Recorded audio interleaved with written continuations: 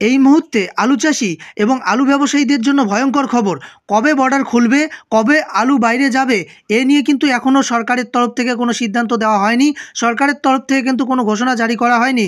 কারণ যতক্ষণ পর্যন্ত বর্ডার খুলবে না, যতক্ষণ পর্যন্ত এ রাজ্যের আলু বাইরে যাবে না, ততক্ষণ পর্যন্ত কিন্তু আলুর দাম বাড়বে না, চাষিরা লাভবান হতে পারবে না এবং ব্যবসায়ীরা কিন্তু ব্যবসা করে লাভবান হতে পারবে না, এমনটাই জানা যাচ্ছে।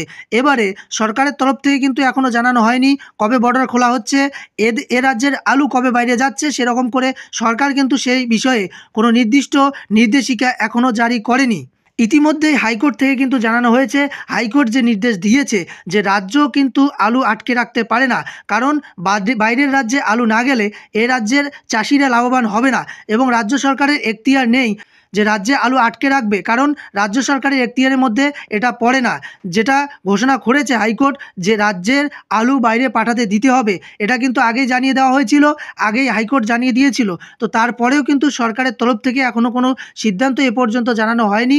রাজ্যের আলু বাইরে যাবে কি না সে সম্পর্কে এখনও কোনো আপডেট কিন্তু দেয়নি, সরকারের তরফ থেকে ঘোষণা করা হয়নি। তো এর মধ্যেই চাষিদের জন্য এবং ব্যবসায়ীদের জন্য যে খবরটা রয়েছে সেটা এবার আপনাদের সামনে তুলে ধরা হচ্ছে।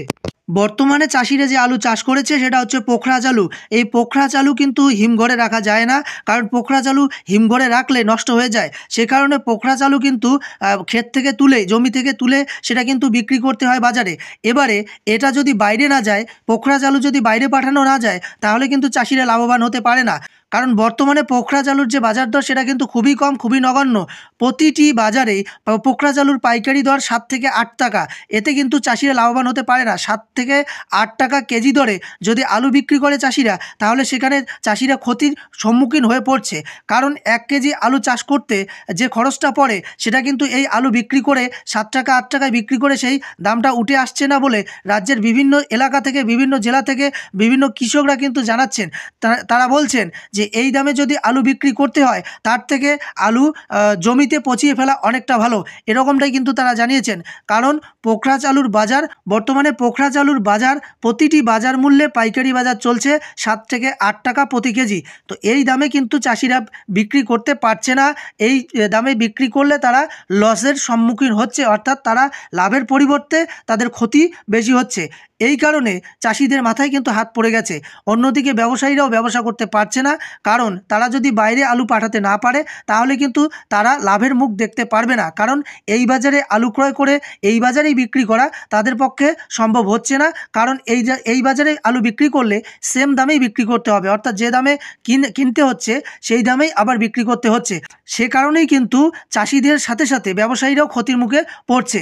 এবারে যেটা কথা হলো যে বর্ডার কবে খুলবে, আলু কবে বাইরে যাবে, সরকার এ বিষয়ে কী সিদ্ধান্ত নিল? সরকার কিন্তু এখনও পর্যন্ত কোনো সিদ্ধান্ত নেয়নি। এবার এখনও পর্যন্ত কিন্তু বর্ডার খোলা হয়নি, যার জন্য কিন্তু আলুর বাজার বাড়ছে না। এবার যেটা কোর্টের তরফ থেকে জানানো হয়েছে বা অন্যান্য রাজনৈতিক দলগুলো যেটা জানাচ্ছে যে রাজ্যের কিন্তু এটা এখতিয়ার নেই, রাজ্য পারে না আলুকে আটকে রাখতে। কারণ গোটা দেশের মধ্যে যেটা যুক্তরাষ্ট্রীয় কাঠামো, তার মধ্যে সংবিধানে যা আছে প্রত্যেক রাজ্য সারা দেশব্যাপী কিন্তু ব্যবসা করতে পারবে। অর্থাৎ পশ্চিমবঙ্গের যে ব্যবসায়ীরা রয়েছেন তারা কিন্তু গোটা দেশের মধ্যে ব্যবসা করতে পারবেন, অর্থাৎ পশ্চিমবঙ্গের আলু গোটা দেশেই কিন্তু বিক্রি করা যাবে, গোটা দেশেই কিন্তু বিক্রি করতে পারবে। এটাই কিন্তু এখতিয়ারের মধ্যে রয়েছে, অর্থাৎ সংবিধানে কিন্তু তাই আছে। এই জন্য রাজ্যের থেকে কিন্তু এটা আটকে রাখতে পারে না, বা রাজ্য সরকার আলুর বাইরে পাঠানো এটা আটকে রাখতে পারে না, কারণ এটা রাজ্যের এখতিয়ারের মধ্যে পড়ে না। এ রাজ্যের আলু গোটা দেশেই যেতে পারে, এমনটাই কিন্তু জানানো হয়েছে এবং হাইকোর্টের তরফ থেকে কিন্তু এমনটা বলে দেওয়া হয়েছে। কাজেই রাজ্য সরকার কিন্তু আলুকে আটকে রাখতে পারে না। রাজ্যের মধ্যে ব্যবসায়ীদের বর্ডার উন্মুক্ত করে দিয়ে ব্যবসায়ীদের ব্যবসা করতে দেওয়া উচিত, কারণ ব্যবসায়ীরা ব্যবসা করলেই তবেই এ রাজ্যের আলু চাষিরা লাভবান হতে পারবে। তো এই অবস্থায় কবে বর্ডার খুলবে, কবে এ রাজ্যের আলু বাইরে যাবে, সেটাই কিন্তু এখন সব মহল তার দিকেই তাকিয়ে রয়েছে।